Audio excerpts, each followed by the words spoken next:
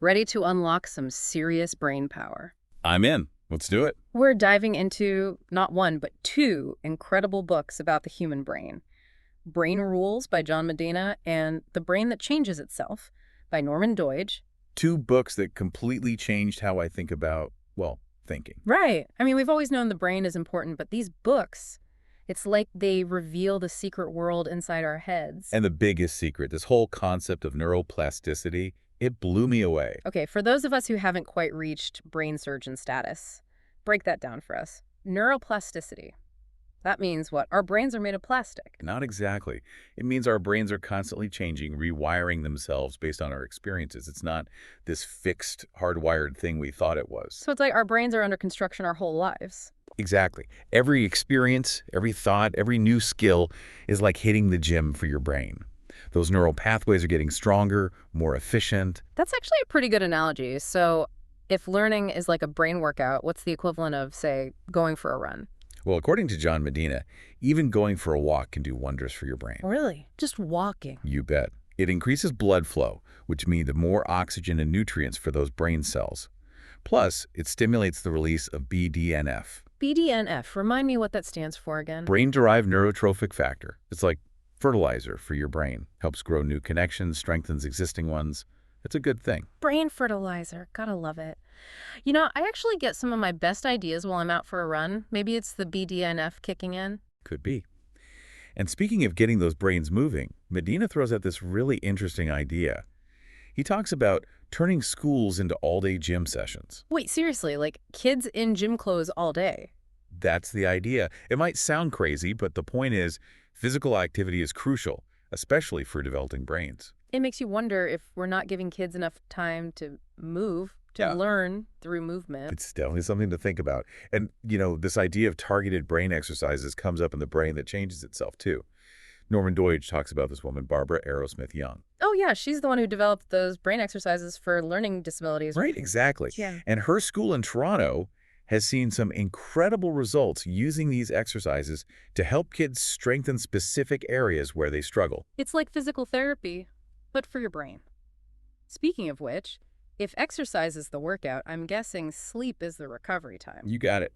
Both Medina and Doidge talk about how crucial sleep is for our brains. It's not just about feeling rested, is it? It's like sleep is when our brain goes to work, filing everything away. That's a great way to put it.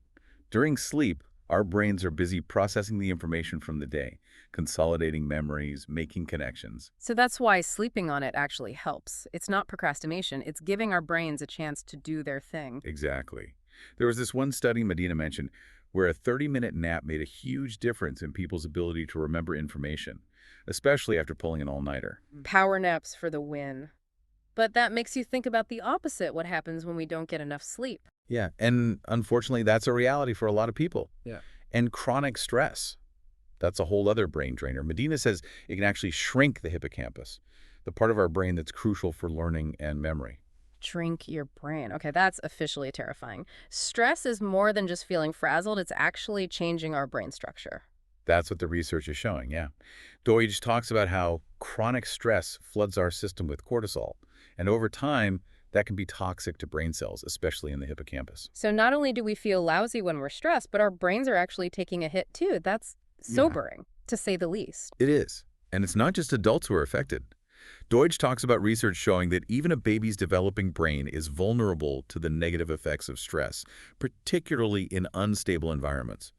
It really highlights just how important supportive relationships in a nurturing environment are for brain health, right from the start. It's amazing how sensitive our brains are, even from such a young age. Makes you realize how important it is to create a positive and supportive environment for kids. But, there's one thing that both books talk about that seems to have a universally positive effect on the brain. Let me guess. Are we talking about music? Bingo. I was blown away by how much research there is on the power of music. It's pretty incredible. Medina talks about how listening to and playing music can actually strengthen language skills and even boost empathy. And I love that story in The Brain That Changes Itself about the man with dementia who, when they played a specific piece of music from his past, it was like he was momentarily back to himself, right, connecting with his identity and memories through music. It's amazing. It makes you wonder what else music can do for our brains. But while we're on the topic of fascinating brain stuff, Medina also delves into this whole other area, the differences between male and female brains. Oh, yeah, that was interesting. It's like that old saying, men are from Mars, women are from Venus.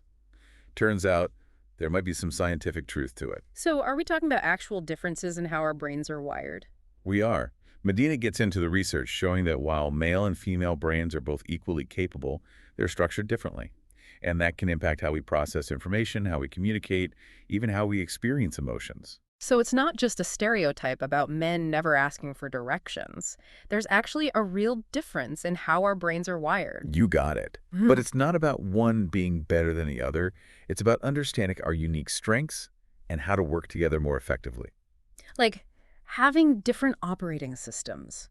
But we've got to save that for the next part of our deep dive. We're just getting started. Different operating systems. I like that. So walk us through this a little more. What are some of the key differences between male and female brains? Well, for one, women are actually genetically more complex. Wait, really? I would have thought it'd be the other way around. It's true. See, a woman inherits an X chromosome from each parent, right? So hers are a mix of her mom's and dad's genes. But Yeah. men get their single X chromosome only from their mother. So they really are mama's boys. At least on a genetic level. Okay, that's going to be hard to forget. But seriously, this is fascinating stuff. Understanding these differences could really change how we approach things, don't you think? Absolutely. Think about it. Classrooms, workplaces, even just in our personal relationships. Knowing how to communicate better, work together better, just based on how our brains are wired. Exactly. That's pretty powerful stuff. And speaking of brains, both of these books also talk about the youngest brains out there, babies. Yep. It's amazing how much we're learning about how their brains work.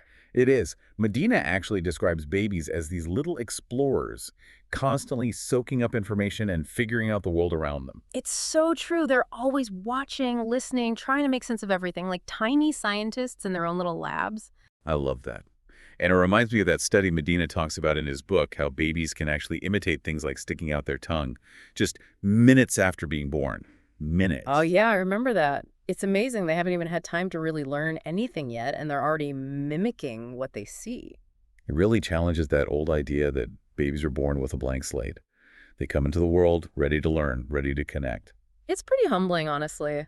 I mean, here I am struggling to order a coffee in Italian, and babies are out here mastering the basics of human interaction before they can even talk. It's true. But I think there's an important lesson in there for all of us. To never lose that sense of wonder and curiosity. That's what drives learning no matter how old we are. It's about staying open to new experiences, new challenges. And speaking of which, that brings us to what might be the most hopeful takeaway from both of these books.